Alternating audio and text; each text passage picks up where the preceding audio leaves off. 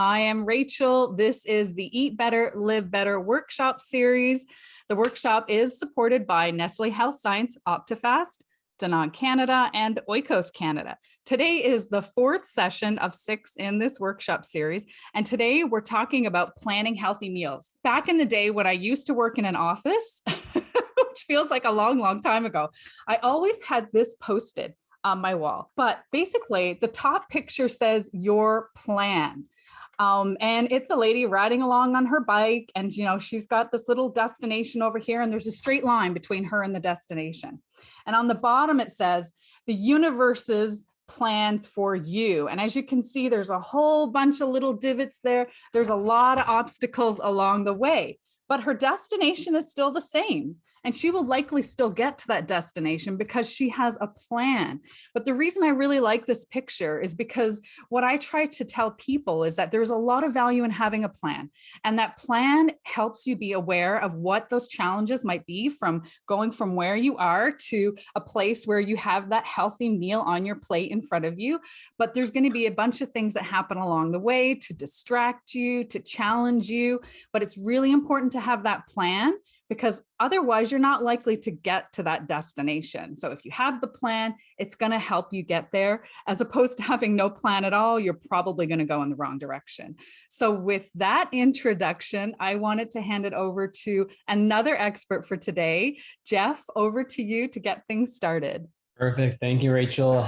I think we just want to touch a little bit on cravings, because we think, this is an important topic. I think everyone has cravings, and I think everyone does. There's stats that say, probably somewhere 5 to 10% of people have pretty regular cravings, but I think everybody has their cravings at times. And, cravings are okay. Sometimes you want to give into them, but I think the one thing is sort of being mindful of those cravings, to understand a bit about why they're happening, to understand a bit about how that might impact what we eat is really the important sort of. Let's start being aware of that, and let's see what we can do about it if we for some times where we think that's possible. At a fundamental level, like, cravings are complicated. They're not simple, right? They're involving components of the brain. They're involving kind of networks in our brain and neurotransmitters. They're also impacted by hormones in our peripheral body and what we're seeing and marketing. So there's this huge complex interplay about why our brain, or what we may call neurobiology, is triggering these cravings. Maybe the first point is that one way that we can kind of, and you may have noticed this yourself, I certainly have noticed it since I started paying attention to it, is cravings are modifiable. And what I mean by that is there are higher parts of the brain, the frontal or prefrontal cortex, which is what we'll call that can dampen and control cravings. But on the flip side, when you're really tired, when you didn't sleep well, when you're kind of maybe stressed, that frontal and prefrontal may not be able to dampen those cravings as much, and that you may actually notice that you crave more food. So that's one of the things that I wanted to get at was, sometimes when we're tired and stressed, why you may notice that more is, at least to some component, is our ability to kind of dampen or kind of think through that craving is changed. And I think that's important to know, because it can help you identify in advance maybe why you're feeling a certain way, or if you're at risk for it.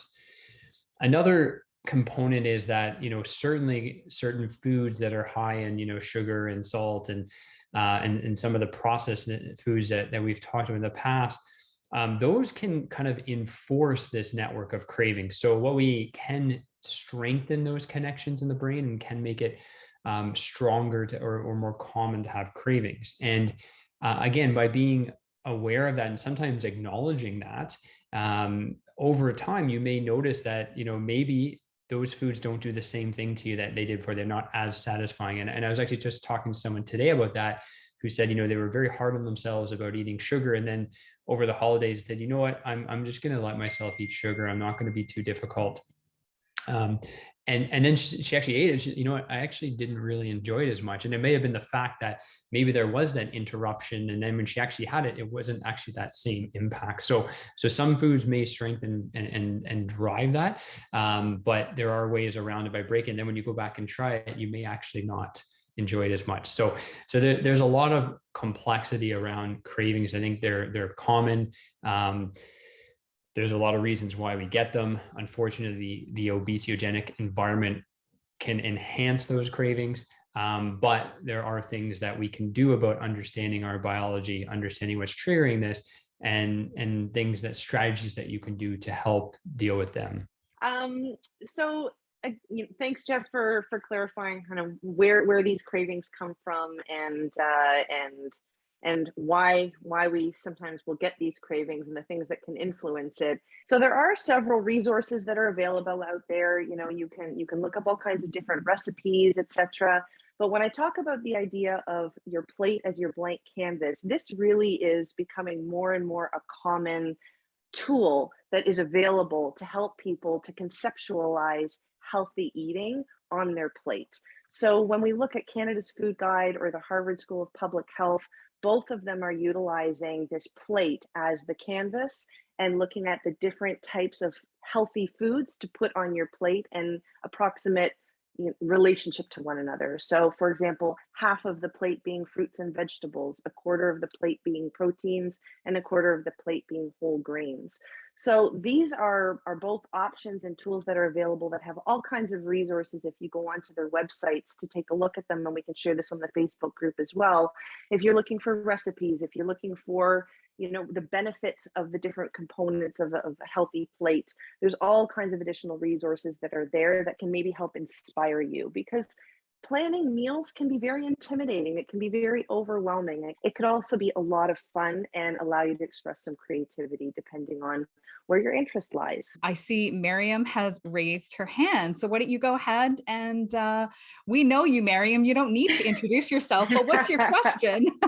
So it's not a question, it's more of a comment. So what I see a lot with the healthy plate method is, okay, then half of my plate, it's always going to be the same thing. Okay, so rice or potato, and then a vegetable, and then some meat.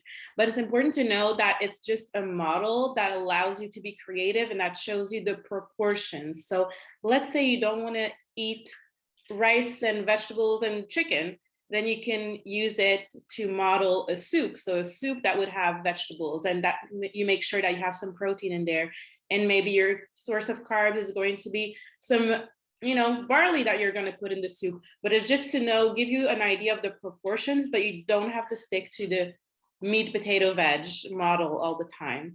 And you can allow yourself to be creative with it. Okay, so the first point here, meal planning is a process. It absolutely is. But if you think back to that picture that I shared when we first started the session, it actually is more than a process. It can really be sort of a guide to us, to get us more towards the place where we look at our meal, we look at our plate, and we say, this is exactly what I wanted to eat today. So meal planning has a ton of value, but there is a process behind it.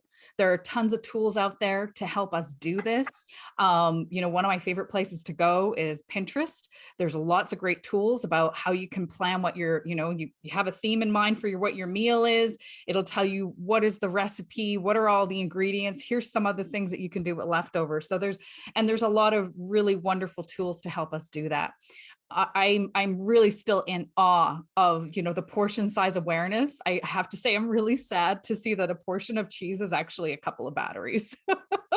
That one is a bit alarming for me, but it's really important to be aware of, what our actual portion sizes are compared to the nutritional values that are represented in what a serving size is. So I think that's something really important to be aware of.